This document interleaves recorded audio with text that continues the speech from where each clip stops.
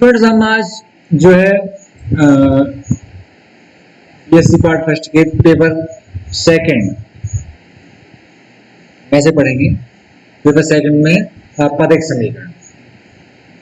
पदिक समीकरण की शुरुआत करने से पहले उसके कुछ जो मूलभूत धारणा है उनको पढ़ लेते हैं, जिनकी हमें जरूरत होगी पदिक समीकरण में।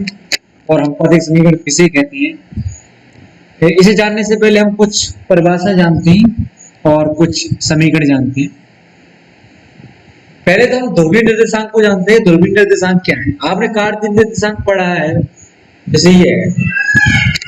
अगर आप इस OA को x अक्ष लेते हैं और यहाँ से O से कोई लाइन होती जो कि y अक्ष होती, लेकिन अब यहाँ x अक्ष और y अक्ष नहीं होंगे।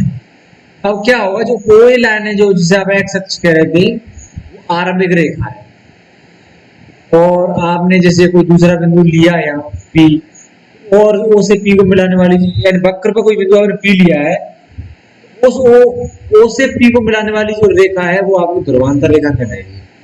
और जो कोण है OP और OA के मध्य में वो आपका ध्रुवांतर कोण है। अब ये आपके ध्रुवीय निर्देशांक ये हो गए, x बराबर r cos थीटा और y बराबर r sin।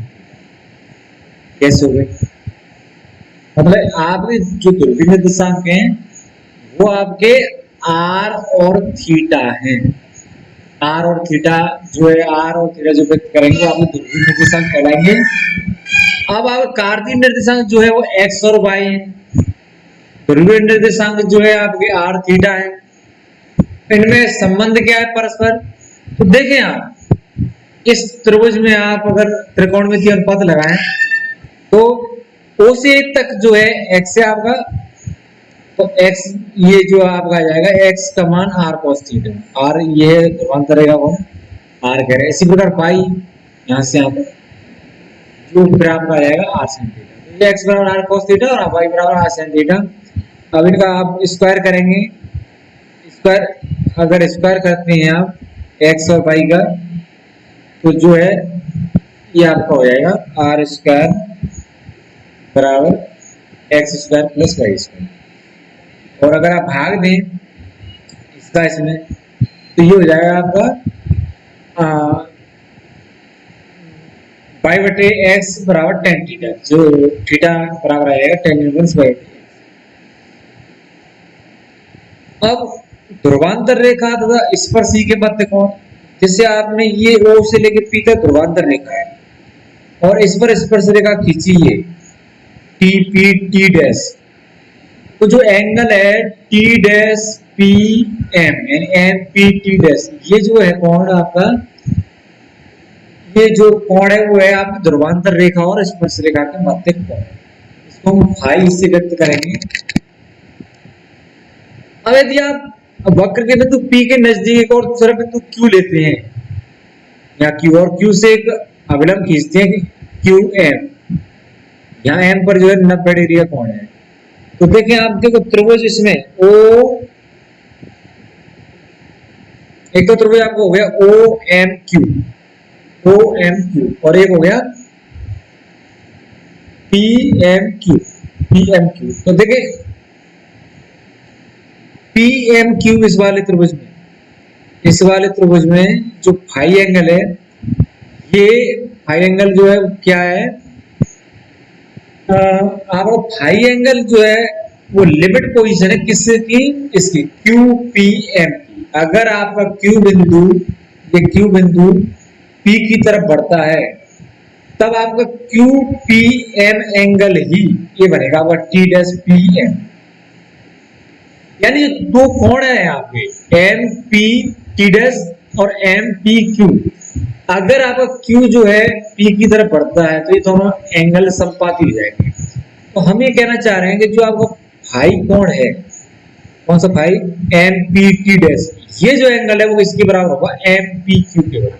MPQ limit position लिख लिया, या फाई बराबर हो गया limit delta theta tending to 0 angle MPQ की लिमिट पोजीशन। हम tan लेते हैं दोनों तरफ, tan फाई बराबर 10 limit delta theta tending to 0, यानी आप क्यू बिंदु पी की तरफ टेंड करेगा तो जो ये आएगी ये एंगल है डेल्टा थीटा, इसी हो जाएगा ये वाला, 0 की तरफ टेंड होगा। tan यहाँ ले लेते हैं एम पी क्यू का। अब एम पी क्यू को देखो आप, एम पी क्यू में एम पी क्यू में 10, तो आप 10 लगाएंगे लंबट याद आप, तो आएगा क्यू एम बटा पी है। अब क्यू एम, अब बड़े त्रिभुज की बात करें आप इस वाले की, ओ एम क्यू वाले, ओ एम क्यू, तो आप क्यू एम क्या होगा देखो, क्यू एम ये आपके डेल्टा थीटा के सामने लंब है, ये हो जाएगा आपका आर, ये O Q R plus delta R plus delta R sine delta theta हो जाएगा। अब आप पीएम की बात करें तो पीएम क्या है, पीएम दो दूरी है ना आपकी, एक तो ओपी है और एक है आपकी ओएम, इनके बीच का डिफरेंस, यानी आप ओएम में से उस ओपी को हटा दो तो आपका ये पीएम प्राप्त होगा, ये हमें चाहिए।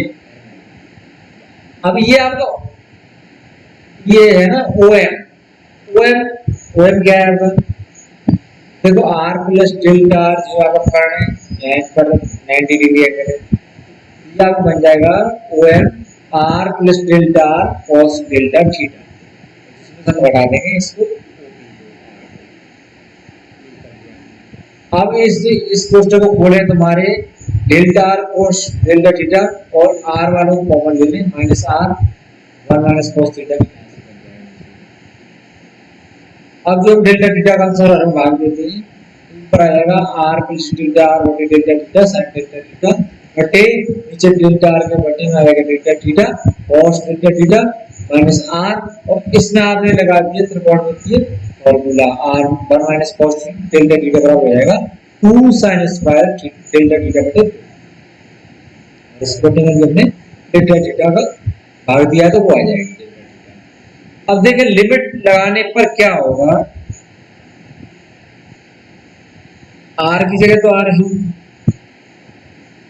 प्लस डेल्टा आर का मान हो जाएगा 0, क्योंकि जब डेल्टा थीटा टेंडिंग टू 0 तो डेल्टा आर भी 0 हो जाएगा, और साइन डेल्टा थीटा बटे डेल्टा थीटा इसका मान होगा 1, यहाँ आएगा ये डेल्टा आर बटे डेल्टा थीटा ये बन जाएगा D R D theta, cos delta theta का मान हो जाएगा 1 माइनस आर। अब आप देखें इस 2 साइन इसका डेल्टा थीटा बटे 2 और इसको दो भागों में तोड़ देंगे, एक तो होगा साइन डेल्टा थीटा बटे 2 और इस 2 को यहाँ पर बटे ले जाएंगे, तो एक आएगा साइन डेल्टा थीटा बटे डेल्टा थीटा बटे 2, ये तो बन जाएगा 1 और एक साइन डेल्टा थीटा अलग से ले जाएगा, तो वो इसको 0 कर देगा, तो आपका ये आर डॉट 0, इस हिसाब से ये जो है नीचे ऊपर तो रह गया आर और हर में रह गया आपका ये वाला डी आर डी थीटा।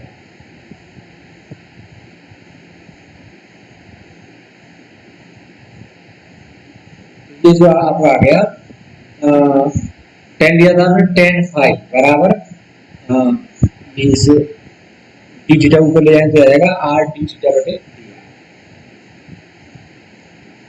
अब आप देखें चार परिभाषाएं हमारे पास, ध्रुवीय स्पर्शी, ध्रुवीय लंब, आधेय स्पर्शी और अधोलंब।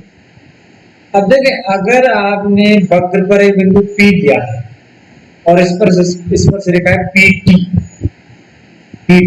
और आपने जो है इस ध्रुवांतर रेखा OP पर एक अभिलंब खींचा, ये NT अभिलंब है ध्रुवांतर रेखा, तो आपने फिर क्या किया है, इस जो आपने PT जो स्पर्श रेखा है वो इस NT अभिलंब को, जो ध्रुवांतर रेखा PO OP पर अभिलंब है NT, इसको T पर मिलता है, यानी जो अभिलंब है NT वो इस PT स्पर्श रेखा T पर मिलता है, और इधर P पर आपने यदि अभिलंब खींचा है, इस पर जो PT स्पर्श रेखा है इस पर अभिलंब खींचेंगे तो वो जो है इस एन टी को एन पर मिलता है। अब ये जो है आपके पास चार दूरियां हैं, एक तो है पी टी, एक है पी एन, एक है ओ टी, एक है ओ एन। इस पी टी को हम जो है ध्रुवीय स्पर्शी कहते हैं, पी टी को। और आप देखो ये ध्रुवांतर रेखा और स्पर्शी के मध्य जो कोण है वो फाई है। अगर यहाँ फाई है तो ये भी फाई हो जाएगा। अब आप इस त्रिभुज में देखें ओपीटी में, त्रिभुज ओपीटी में अब ध्रुवीय स्पर्शी कौन है? पीटी। ये आ जाएगी पीटी आपकी आर आ गई है ध्रुवांतर रेखा, तो ये आ जाएगा R sec phi, R sec phi आएगा। सेक फाई बराबर लिख लेंगे हम under root 1 plus tan square phi. Tan phi का आपने फॉर्मूला ये पढ़ लिया, इसको हम यूज करेंगे चार फॉर्मूला में, जो भी चारों लंबाई में फॉर्मूला है उनमें। ये जो है क्या है? Are T theta D R, are T theta D R का है। अब देखें आपके ध्रुवीय ध्रुवीय ध्रुवीय अविलंब, ये ध्रुवीय अविलंब पीएन, तो पीएन बराबर आ जाएगा आपका आर कोसेक फाई। पीएन बराबर तो यहाँ पर प्लस कॉट स्क्वायर फाई हो जाएगा, कोसेक फाई कीजिएगा under root 1 plus cot square phi. और कॉट फाई टेन फाई को उल्टा है, यहाँ रख देंगे 1 प्लस टी आर बटे आर टी थीटा का बराबर। आता है इस पर से आपको ओटी है, ओटी बराबर क्या आएगा? अब ऊपर वाले त्रिभुज में देखे आप ओटी, ये ओटी देखें आप यहाँ नीचे वाले त्रिभुज में है ये ओटी, ये आपका फाई और इसके सामने ओटी है, तो क्या बनेगा? ये ओटी आपका आर टेन फाई और टेन फाई हमारा भी है, ये आपका आ गया ओ एन है। अब ओ एन देखा ऊपर वाले त्रिभुज में, तो जो ये एंगल है ओ एन के सामने वाला एंगल है, इस ओ एन के सामने वाला ये कोण फाई, तो ये 90 माइनस फाई, तो इसके लिए बच जाएगा आर टेन 90 माइनस फाई। अब टेन जो है कॉट में बदल जाएगा तो आर कॉट फाई, और वापस में कॉट को टेन में बदला उसको मारेगा, ये आ जाएगा आपका आर चार बच जाएगा डी आर। अब हम पदिक समीकरण की तरफ बढ़ते हैं, लेकिन उससे पहले जो है आप एक और संबंध जानेंगे, जो कि आपके स्पर्शी पर अविलंब, तो ध्रुवांतर रेखा की लंबाई और ध्रुवांतर रेखा की लंबाई जो है आर है, और स्पर्श रेखा पर जो आप अविलंब खींचा है उसकी लंबाई पी है। इनमें एक हम संबंध ज्ञात करेंगे, देखो कैसे याद करेंगे। अगर वक्र जो है वक्र के बिंदु पी पर स्पर्श रेखा पी है, पी है, उससे हमने अविलंब खींचा है ओ है, इसकी लंबाई पी है। अब देखें इस त्रिभुज में ओ पी एम में क्या संबंध आ जाएगा? पी बराबर आर साइन फाई, ये फाई एंगल है। अब हम अगर इसको हर में लाए तो ये हो जाएगा ये बटा, और हर में लाकर बरत करें तो ये बटा पी स्क्वायर, ये बटा आर स्क्वायर, और साइन जो है कोसेक बदल जाएगा, उसका हो जाएगा कोसेक स्क्वायर फाई, एक बटा आर स्क्वायर। कोसेक का फॉर्मूला लगा देंगे तो 1 plus cot square phi, cot को टेन में बदल देंगे, टेन का वो जो है हमने फॉर्मूला पढ़ा है टेन का ये वाला, इसको लगा देंगे, टेन का जो फॉर्मूला है ये वाला, इसे लगा देंगे, आपका जो है समीकरण इस तरह से बन जाएगा, एक बटा पी स्क्वायर यहाँ मान रख लिया आपने, इसको ये बन गया आपका एक बटा आर स्क्वायर प्लस एक बटा आर होल दिया और एक बटे पी स्क्वायर। ये आपका जो है ध्रुवांतर रेखा की लंबाई आर और स्पर्श रेखा पर अविलंब की लंबाई पी में एक रिलेशन आ गया ये। और वास्तव में आपको पदिक समीकरण जो है वो यही है। पदिक समीकरण की हम आपको परिभाषा देते हैं तो ये किसी वक्र के पी तथा आर के संबंध को उसका पदिक समीकरण कहते हैं। यानी अगर आपकी जो ध्रुवांतर रेखा है उसकी लंबाई आर है और स्पर्श रेखा पर की लंबाई जो है पी है, इन दोनों के बीच जो रिलेशन होगा पी और आर में, वही आपको पदिक समीकरण। अब पदिक समीकरण का ये जो फॉर्मूला आपने ये पदिक समीकरण का फॉर्मूला ही पढ़ा है, एक बटा पी स्क्वायर बराबर एक बटा आर स्क्वायर प्लस एक बटा R 4 D R D theta का वर्ग। ये तो ध्रुवीय वक्रों के लिए, लेकिन अगर वक्र कार्तीय रूप में तो उसके लिए हम एक दूसरा तरीका अपनाते हैं। जैसे कार्तीय वक्र का समीकरण जो है ऐसे दे रखा है एफ एक्स वाई बराबर 0, इसे हम फर्स्ट समीकरण देते हैं।